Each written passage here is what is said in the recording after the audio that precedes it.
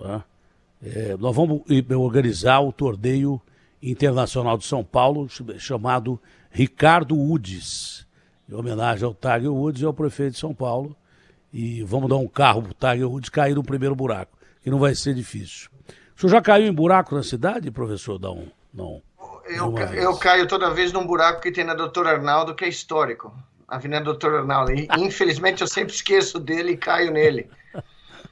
Estudei lá na faculdade durante 6 anos. Eu pensava que eu era...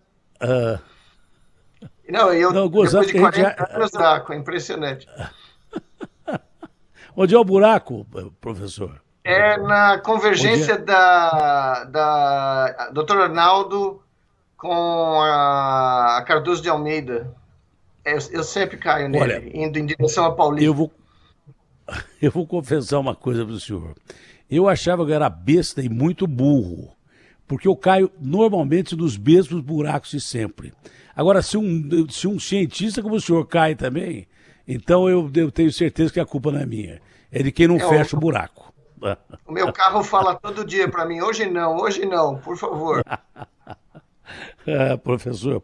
Bom, professor, eu estava vendo de madrugada alguns sites europeus, preocupação com o crescimento de Covid na Europa. Além da guerra, crescimento da Covid na Europa. A que se deve isso, hein?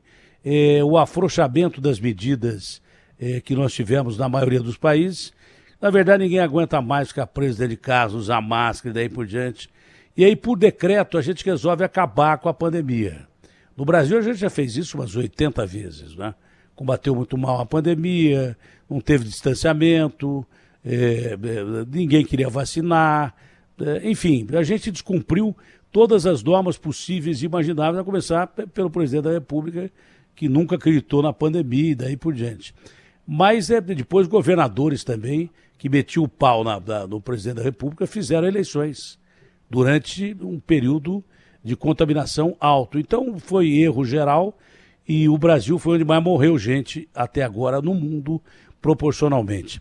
A que se deve esse aumento da pandemia na Europa e como é que isso pode chegar aqui, porque a gente não aprende. Chega primeiro lá, a gente pode fazer certo o que eles estão fazendo errado e a gente erra também. No começo da pandemia, Datena, eu cunhei uma frase que foi a seguinte: quando a política bate de frente com a biologia, ela perde sempre de goleada, né? Porque a gente não tem a humildade de entender como a biologia realmente é complexa, né? E como, num universo hostil como é o universo onde nós vivemos, né? Para você sobreviver como esse vírus sobrevive, tem que ter algo muito especial. E o que está acontecendo agora é o relaxamento, como você disse, foi prematuro, né? Na Inglaterra, na Alemanha, em vários países europeus, e nós temos agora as descendentes da Omicron, a filha e a neta, já. E elas começaram, por exemplo... BA52, não é isso? BA2... de BA52. BA2, tem uma que é BA2 e a BA2.2, né? Por alguma razão, a Organização Mundial da Saúde esqueceu o grego deles e não estão dando mais o nome grego, né? Porque elas já merecem. Ambas já merecem uma designação própria, porque geneticamente elas são bem distantes da Omicron original, né? Então, por exemplo, Hong Kong foi onde essa variante BA22 explodiu. E a cidade agora entrou quase no limiar de um colapso funerário. E daí, por voos internacionais, essa variante foi para a Europa. Espera um pouquinho. Porque a gente, quando fala de Ômicron, fala que tem menos mortos e mais contágios. Ela é mais contagiosa e menos mortos. Eu não posso deixar passar isso que o senhor falou agora, se o epicentro dessa variante da Ômicron, que é mais, como a gente entende, que menos mortal, o senhor está dizendo que se Hong Kong entrou num colapso funerário, significa que está morrendo gente pra caramba. Ela está contaminando mais e matando mais. O que aconteceu lá foi que a população mais idosa, acima dos 70 anos e acima dos 80 anos, tem uma resistência muito grande à vacina. E aí, essa nova variante, que é mais transmissível do que a própria Omicron original, que veio da África do Sul, né?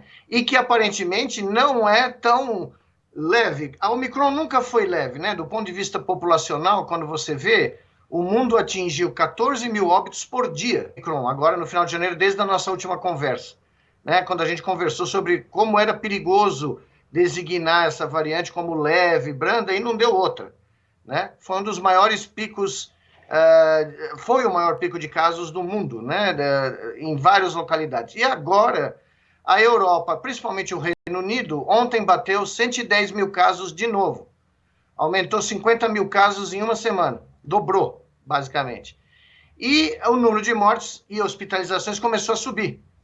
Em Hong Kong, como essa população mais idosa não se vacinou em grande número, as mortes, né? E agora nós vimos o noticiário, né, nas últimas 48 horas, de novos lockdowns na China.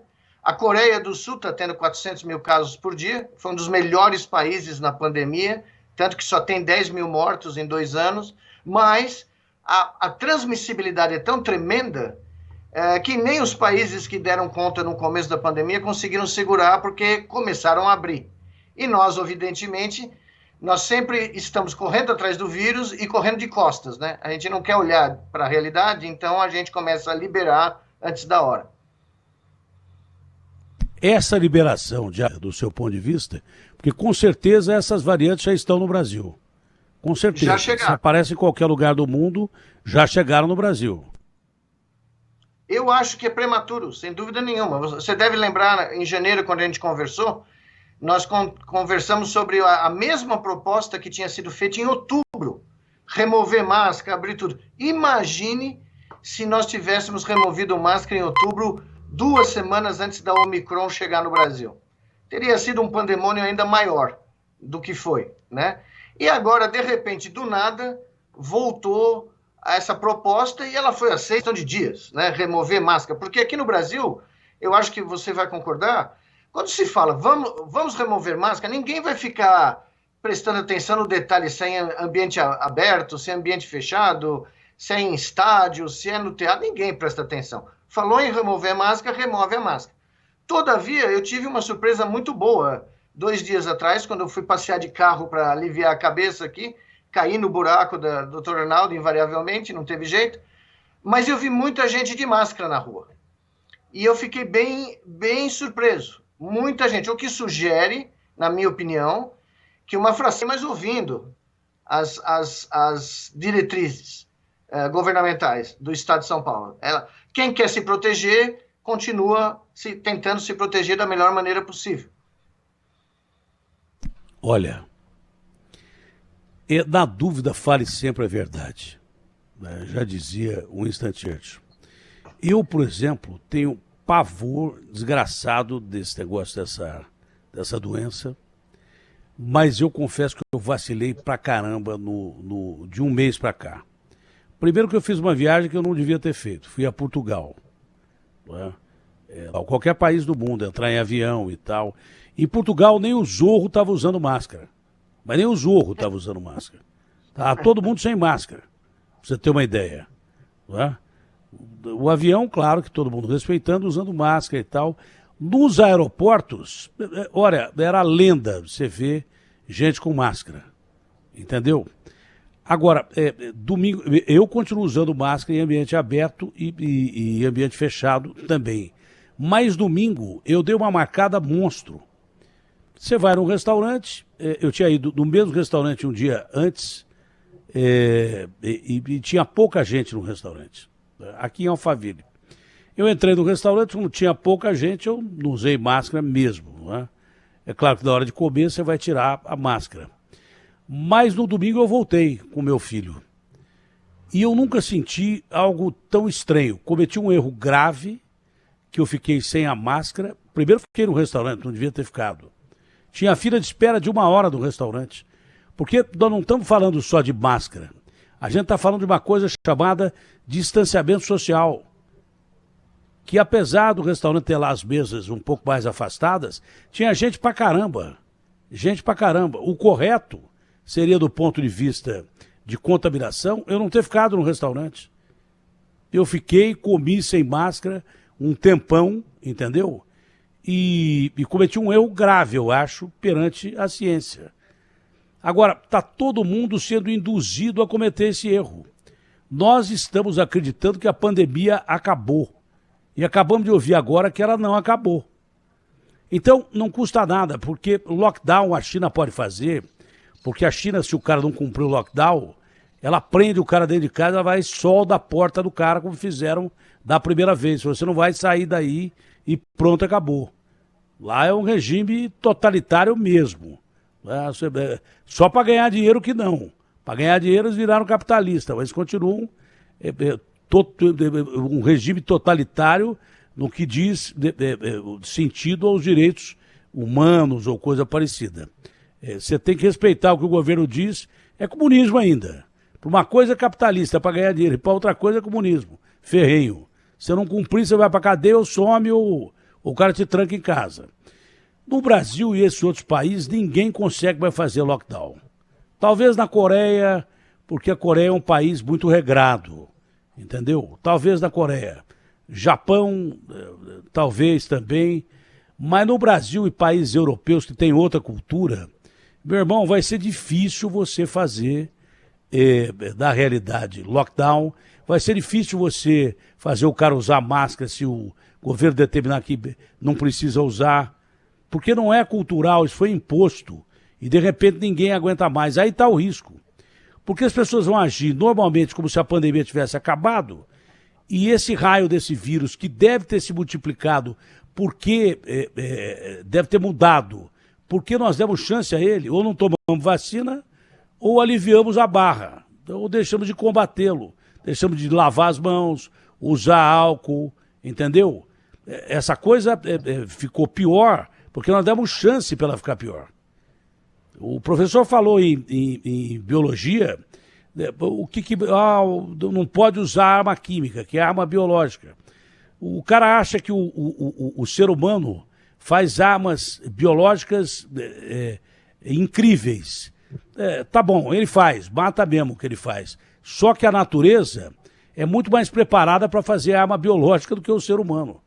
E a arma biológica, como parece ter sido feita pela natureza, porque eu acho que é teoria da conspiração, esse negócio, a não ser que o vírus tenha escapado do laboratório mesmo. Eu acho que foi a própria natureza quem deu origem a esse vírus, aquele ciclo homem-animal e coisa parecida. E quando o vírus, a maior prova disso é que a gente não consegue acabar com ele.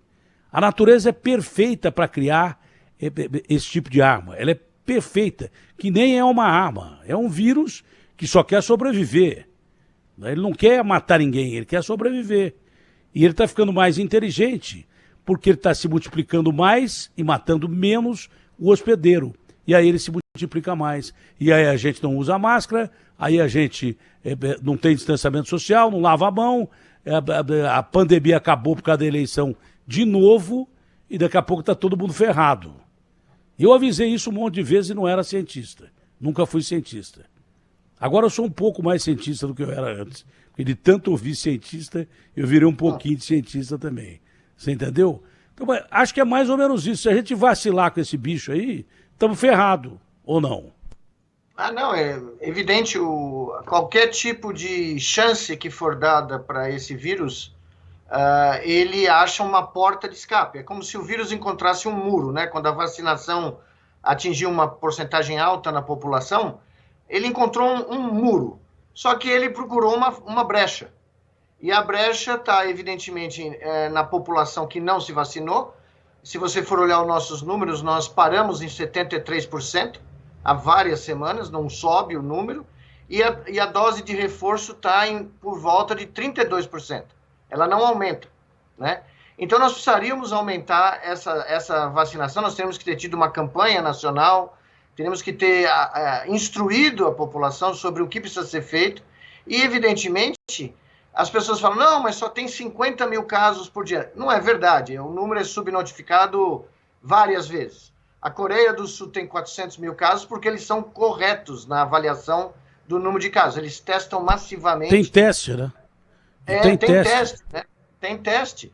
Aqui eu soube de vários casos, inclusive na minha família, de pessoas que muito provavelmente tiveram Covid, mas não conseguiram se testar, porque não conseguiam teste, não conseguiam acesso aos testes. E lá na Coreia, eles têm um sistema estatístico extremamente preciso. Então, a Universidade de Washington estimou que o Brasil, no pico da Omicron, chegou a ter, se contarmos todas as pessoas assintomáticas que não foram testadas e os dados oficiais, somar tudo isso, nós chegamos próximos de 2 milhões de casos por dia, para se ter uma ideia, no pico da Omicron. Isso é uma modelagem matemática de um dos institutos mais sofisticados do mundo e que estimou que nos Estados Unidos eles chegaram a 6 milhões de casos por dia, no pico da Omicron. Então, é um vírus extremamente evoluído do ponto de vista de transmissão e agora, com essa nova mutação, eu acho que a mensagem mais importante que o senhor acabou de mencionar foi essa: não acabou. Você não pode chamar o que está acontecendo no mundo de uma endemia, de forma alguma. Né? Nós estamos tendo milhões de casos por dia e estamos tendo um crescimento, por exemplo, na Dinamarca, que é um dos países mais sofisticados do mundo, né? Uma das democracias mais sofisticadas do mundo. Se a gente olhar a curva de óbitos, indo ainda, e é a pior curva de óbitos de toda a pandemia, porque eles relaxaram tudo, abriram tudo de uma maneira precipitada.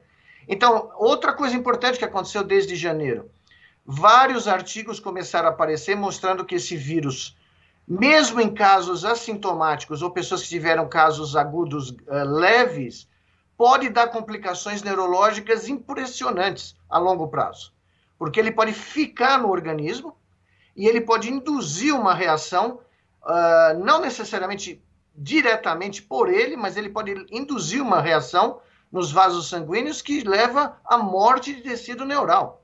Ou seja, nós vamos ter, daqui a alguns anos, uma pandemia de demência precoce no mundo. E isso ninguém fala, ninguém dá conta. São efeitos crônicos gravíssimos. Né? Um dos artigos sugere que os danos são semelhantes ao que a gente vê na degeneração da doença de Alzheimer, né? Que causou um rebuliço enorme nos Estados Unidos e na Europa na última década, porque os casos estavam aumentando, deram uma estabilizada, mas agora nós podemos ter um novo repique de doenças degenerativas do cérebro como consequência crônica de uma pandemia que nós não soubemos lidar, infelizmente. Quem é que pode garantir que, por exemplo, a doença de Alzheimer não tenha sido produto lá atrás de pandemias, né? Quem é que pode garantir isso? Porque o Alzheimer surgiu de uma hora para outra, né? Então, quem é que pode garantir que não tenha sido? Pós-pandemia de 18 de influenza, né? A grande pandemia da gripe espanhola, que nunca foi espanhola, ela foi americana, na realidade, mas só a Espanha tinha liberdade de falar nos jornais que estava tendo uma pandemia no mundo na época, porque estava na Primeira Guerra, né? A pandemia de influenza, anos depois, na década de 20, surgiram complicações neurológicas decorrentes daquela pandemia. Então, é uma hipótese que muita gente debate se algumas das doenças neurológicas demenciais ou degenerativas podem ter uma causa viral de origem, né? E nós vamos ver isso com certeza pós-coronavírus. E essas vacinas que nós temos aí, estão preparadas para essas variantes? Estão sendo preparadas para essas variantes? Enfim. Essa é a pergunta de $1 milhão, como se diz nos Estados Unidos, né? Até o momento, as vacinas salvaram milhões de vidas, inclusive com a Omicron. Elas seguraram a onda. Por isso que nós tivemos um número, apesar que tem um número que eu gostaria de passar a você. Se você somar os óbitos por todas as causas, não só coronavírus, mas por todas as causas, de janeiro e fevereiro de 2022, é maior do que o mesmo período em 2021, quando nós tivemos a prévia da segunda onda. Ou seja, morreram mais pessoas no Brasil nos últimos 2 meses deste ano do que no ano passado, o que é assombroso da gente parar para pensar, né? Então, nós precisamos olhar muito cuidadosamente nesses dados do registro civil. Por exemplo, em janeiro desse ano, o número de óbitos por pneumonia dobrou. Aí eu me pergunto, qual é a causa de origem dessa pneumonia? Porque lá só aparece pneumonia, né? Boa parte pode ser Covid, eu não tenho dúvida alguma. Precisaria se fazer uma pesquisa, evidentemente, dos atestados, pegar os prontuários, né, para ver o que aconteceu. Então, as vacinas seguraram a onda até agora. Mas com essas duas novas variantes e a outra, Delta Cron, né, que é a mistura da Delta com a Omicron, a gente não sabe ainda como as vacinas que existem vão atuar. Apesar que já temos notícia de vários laboratórios tentando produzir o que seria a quarta dose, né, uma nova vacina para tentar cobrir essas variantes. Isso já está no quadro negro, já está sendo desenvolvido pelo mundo, né? Bom, professor, como última pergunta, aquela pergunta clássica, né? A gente volta lá atrás. Há como poder saber os sintomas dessas novas variantes ou são os de sempre? Ou tem sintomas que... Muito parecido, só que diferente da Omicron, quando o pessoal dizia, né, que ficava restrito aqui a cavidade oronasal, a garganta, aparentemente a BA22 ela também desce para os pulmões. Mas isso são dados preliminares. Então nós precisamos ter mais estudos para ter com certeza absoluta. Só que em Hong Kong, conversei com um amigo meu que mora em Shenzhen, que é do outro lado da Bahia, né? É como se você atravessar de Santos para o Guarujá. E está em lockdown a cidade. Ele está em lockdown, ele está trancado no apartamento dele, mas ele falou, a gravidade da situação em Hong Kong é ainda maior do que vocês imaginam aí no Brasil. Fique certo que a situação é bem grave. Olha, o recado de sempre. Falou-se em Covid, não houve político, houve cientista e médico. Né? E continue tomando as atitudes que você acha que você pode evitar a Covid. Use máscara, álcool em gel, lave as mãos, se você não tiver álcool em gel, mantenha distanciamento social, se for possível. Dentro de ônibus, só entre com máscara, mesmo se o governo mandar você tirar. Em ambientes internos, observe se há distanciamento. Se o estabelecimento que você entra pede vacina para você entrar, né? E é claro que para comer num restaurante, você vai ter que tirar a máscara. Mas em deslocamento, ou para chegar na mesa, ou para sair da mesa, ou para ir ao banheiro, use máscara e observe se o lugar está lotado ou não. É a melhor forma de você continuar vivendo e vivendo até bem no meio dessa pandemia, que a gente vai ter que conviver com essa e possivelmente outras pandemias que virão nesse mundo que está de ponta cabeça. Abraço grande ao senhor, foi um prazer conversar com o senhor, professor. Da mesma forma, muito obrigado pelo convite. Boa semana aí. E desvia do buraco, hein? Hoje o senhor Pode desvia deixar. do buraco, hein? Pode desvia deixar. do buraco, do doutor Arnaldo, né? Doutor Arnaldo. Vamos ver se o Exatamente. prefeito manda fechar lá o buraco. Onde é que ele fica mesmo, o buraco, doutor Nicoleles? Fica na saída da Hélio Pellegrino, quando a doutora Arnaldo fica próximo da Cardoso de Almeida, lá naquele farol. É impressionante, parece que você vai direto para a China por ele.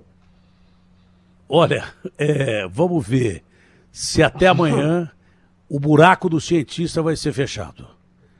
Significa que se for fechado, nós temos audiência, senão o buraco é mais embaixo. Tchau, doutor, um abraço grande. Com Deus. Muito obrigado. E saúde. O Ian, eu estava preocupado com você. Você desapareceu no meio da guerra, rapaz. Onde é que você está, Ian Boechat? Que, olha, é a melhor notícia que eu recebi hoje. Eu fui dormir preocupado.